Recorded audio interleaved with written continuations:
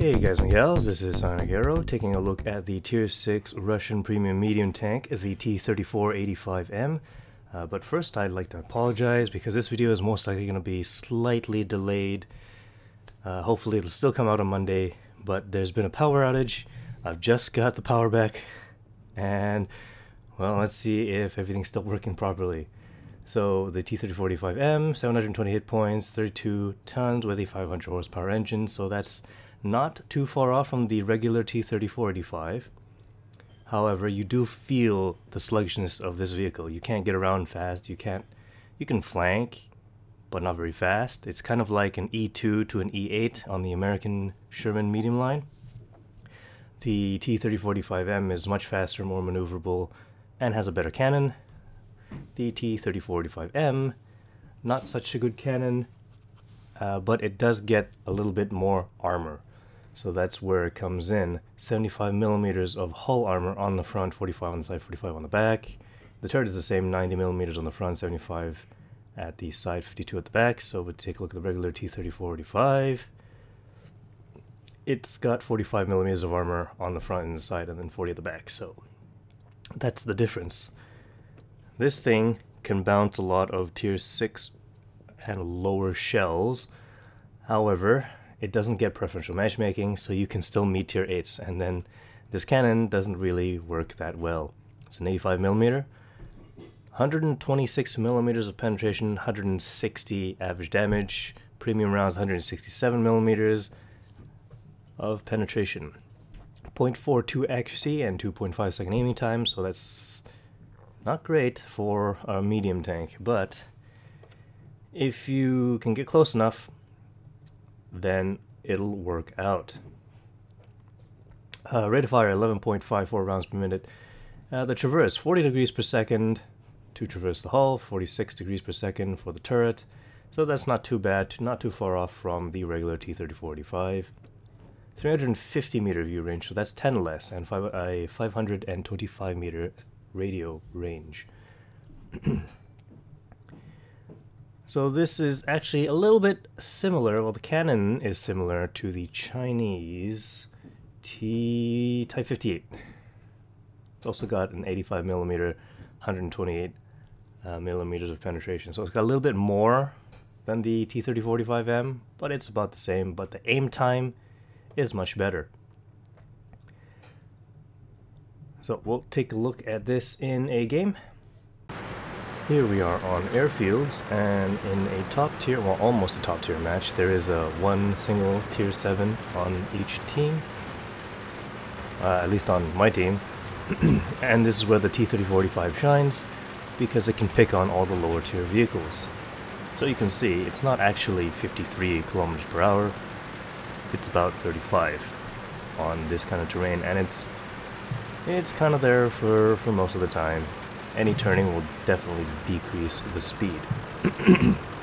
So we did just get a little bit of boost of speed as we went down the hill, but it drops back down pretty fast. Now we are sort of overloading the northern pass right here, but I don't think I'd be able to do well in water. This thing does not maneuver well in the water, kind of like a heavy tank. So hopefully we can push through and distract everyone before those two tanks decide to push on our solitary M4 Sherman. So there was a Type 58 to my right. There he is. I'm going to see if I can push him off this ledge, and that T-20 is not looking in my direction. Sure. So here we go. Similar penetrations. He's actually penetrated me once.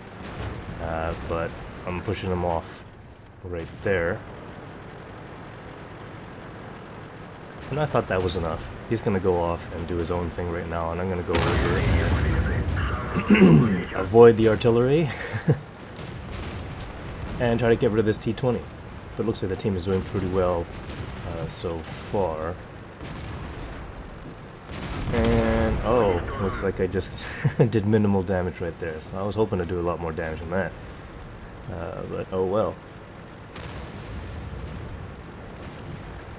Let's see what we can hit around here.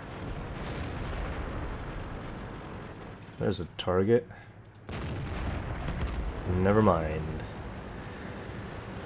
Aim time, a little bit disappointing.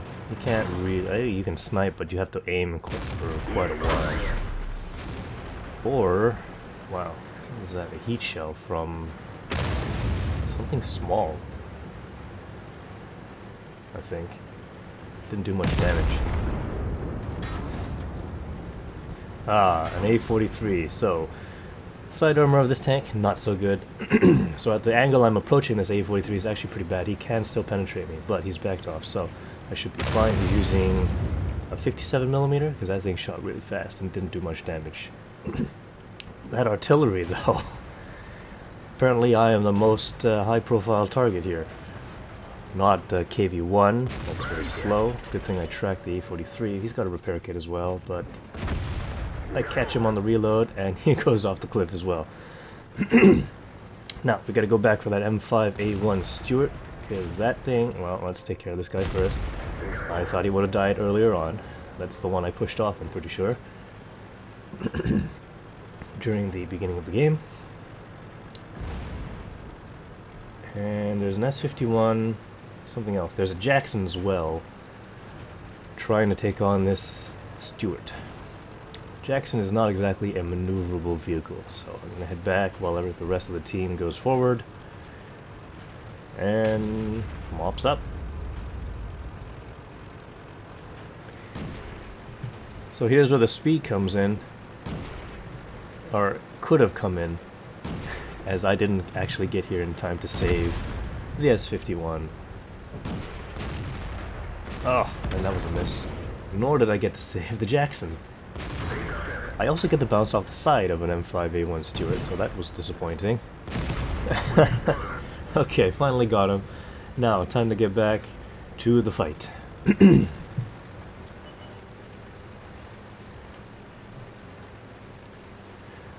got a T-150 and several tanks already in the enemy base surrounding the artillery, and a Cheeto and an M4, so should be the game should be over before I get home. Well, that Cheeto just kind of destroyed everyone there. I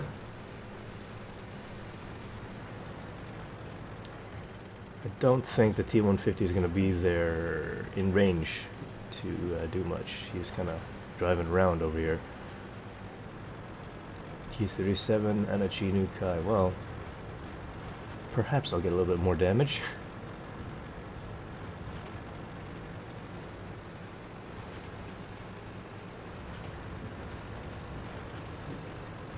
Well, here we go. Keep going.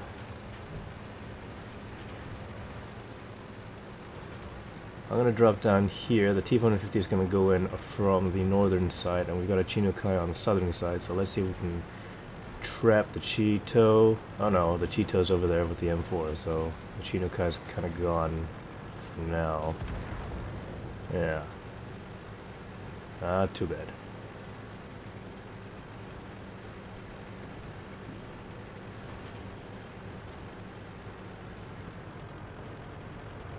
Right.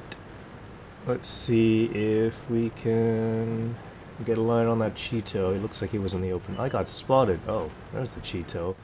Probably looking to go for a cap. That's too bad for you. Gun depression. I don't know. I never really found the gun depression on the T-34 series of tanks very impressive, nor lacking. So, I guess I'll just use it to my advantage when I can. And having a Cheeto shooting up at my 75mm of armor, on the hull anyway. Jeez, I keep getting spotted. This thing... Okay. Shooting up at my hull armor is not going to have great effect. And that was an unfortunate tracking shot, but I did get some assistance damage at least. Now, what was that M4? He just took a shot at me.